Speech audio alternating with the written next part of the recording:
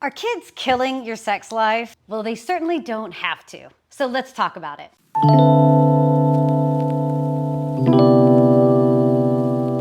Hi, I'm Dr. Catalina, the Intimacy Doc. I'm a psychologist who helps heal sexless relationships. And today I really want to talk about and empathize with how hard it is to just exist and take care of yourself, particularly soon after having kids. I've worked with numerous couples, and there's been plenty of research showing that after having kids, it can be really hard to sustain a healthy, or at least definitely the same amount of sex and the quality of sex that maybe you had before you had kids. So let's talk about how you can actually have that, because kids are amazing. They are a gift.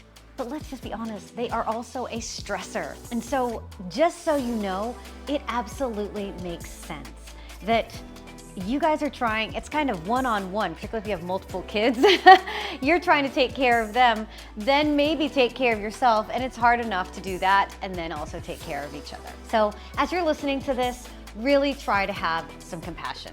And if you are new to my channel and haven't subscribed yet, go ahead and hit that subscribe button and welcome to the community. So the number one thing I recommend to all couples is that communication is key. And you've probably heard this over and over. And the number one reason couples actually present to me for support is communication. One thing you have to keep in mind is that most people actually are decent communicators. Where it gets hard, and particularly around sex, is that you're communicating about how you feel about your partner and vice versa. And so know that it's the same type of communication, assertive communication. It's just that it makes sense that your body is scared of being rejected, scared of upsetting them, but ultimately just being rejected and that discomfort that feels when there's tension or you see your partner's reaction. Your body has learned pretty quickly what to expect. And even before your partner ever entered your life, your body learned very quickly how to actually communicate about how you feel about someone else. And this is where a lot of attachment theory comes into play. So when we talk about communication, one, know that it makes sense if it's been a challenge for you, and that there are absolutely effective strategies that you can use and things you can begin to try that are different, that first start with regulating your nervous system. Your body absolutely needs to be in a place of neutrality. It doesn't necessarily need to be that you have to always be in a positive mood. You can experience distressing emotions, but it's how you manage those emotions and then are asserting your needs, wants, and desires. So I never tell couples to talk about sex in the bedroom when there's a problem. If you're first starting to bring up sex, don't talk about it at night, don't in the bed, because that's beginning to actually create your bedroom as this battleground rather than, again, the bed is for fucking and sleeping.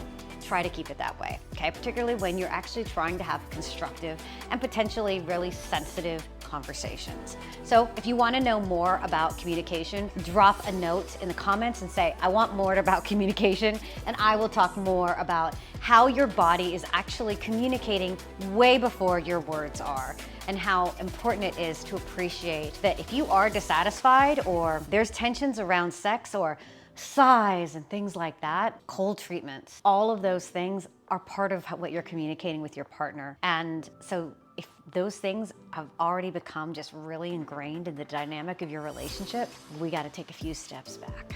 It's not just about asserting what you want or what's not working. It's absolutely beginning to open up the conversation to talk about what's happening in this dynamic, what's happening between you two. And the reality is that after kids, your roles, your perceptions of your bodies, particularly for women in heterosexual relationships and in same-sex relationships, having a baby absolutely changes your body. And so knowing that between body image concerns and just changes in your roles as well as stressors, all of those things are going to take its toll. And it's really easy to actually internalize that and think that, oh, if my partner isn't attracted to me and that's why we're not having sex, or there's a problem, there's larger problems in the relationships. So again, this is why it's really important important to try to get to a place where your body feels relaxed and secure and safe, and just open up the conversation. One of the myths in my prior video was talking about scheduling sex is shit sex. Absolutely not. When you have kids, again, your life has just gotten busier, right? On top of working and taking care of your kids, it makes sense that you're too tired at the end of the day to actually have sex. So which one I always tell, particularly if these are for new parents, like, don't anticipate having sex at the end of the day. Hire a babysitter, get your friends to come over, or if your kids are at daycare, try to actually schedule in your diary, take a long lunch. Scheduling intimacy, and it doesn't always have to be penetrative sex. This can be just actually spending time together, where you're nurturing your relationship, where you're checking in on each other, and you're actually not just parents, you're a couple, okay? You're partners, and you're there for each other emotionally. The deeper the emotional intimacy, the juicier the sex, bar none. We know that sexual satisfaction isn't just about frequency.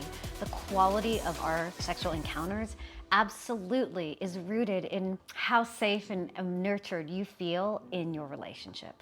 So schedule that intimacy. Mark it on your calendar, put a notification up, and actually schedule it. And know that that is sexy as fuck. Fatigue is the #1 reason women report having decreased desire, particularly if they have kids and are also working.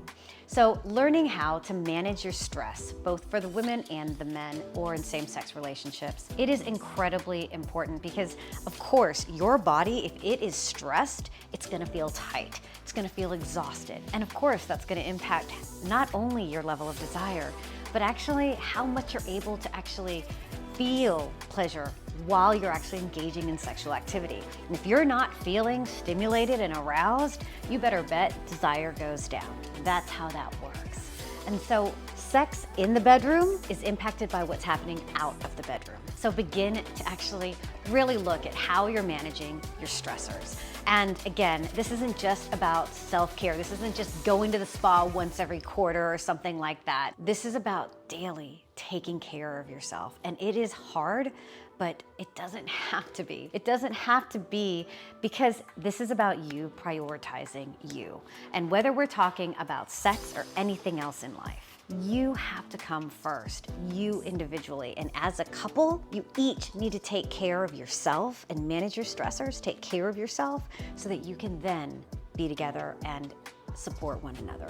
It's not always gonna be 50-50. You're not always gonna be in the same place at the same time, and that absolutely is okay and natural, okay? There's no 50-50 in relationships. Rediscovering physical touch. I'm so sad whenever couples come in and it's just so clear they're just not touching, they're not cuddling, they're not giving each other kisses. They just don't really enjoy it with one another anymore. And it has very little to do with physical attractiveness. But unfortunately, humans are social mammals. We are meant to be touched. We are meant to be cuddled. And when your body grows averse, for whatever reason, whether that be because of betrayal or some disconnect, some problem in the past, when your body has pulled away and there's this distance between you two, particularly around if there's discontentment or disagreements of how you're raising the kids, again, come back to re-exploring that, rediscovering what pleases you, what type of touch actually pleases your body, and begin to explore what pleases your partners. Okay? Look at, again, how they're putting on lotion, how they're washing their hair. Notice what brings them pleasure, and also use that to give yourself ideas of what brings you pleasure. Touch is so important, and that's so much of why so much of my work and in my community, I emphasize touch a lot. Self-pleasure as well as couple play or threesome play. Another key to really maintaining a healthy sex life after kids is being adaptable, being flexible, knowing that things are going to change. Your schedules are changing, your demands are changing, your bodies are changing, how you're seeing yourself as a partner as well as a parent. All of those different identities are changing your self-perception as well, and in turn, your experience. So one, cut yourself some slack and give yourself some compassion that it makes sense, all right? But the more you can actually build your tolerance for discomfort as changes happen, the more you're resilient, and then that absolutely fosters expansion. Think of it as an engine, okay? The more you are able to really move through that push and pull, that expansion, contraction, the more you are able to tolerate that, that's what builds tolerance, endurance, and resiliency. Expansion, expansion, expansion. And then I just want to leave with this last tip, is to celebrate. Celebrate that you and your partner are doing the best you can and that you are parenting the best you fucking can, okay? Celebrate that. Give each other recognition, express gratitude for the other in choosing to do this with you, okay? It is not easy. It's not easy. And making that choice to have kids and every single day having to actually give to another, you've got to give to yourself and to each other too. And in giving, you've also got to receive. You've got to receive. So many of us, certainly myself included, have such a hard time receiving that make sure you give yourself gratitude, acknowledgement, a motherfucking high five, and really embody that, okay?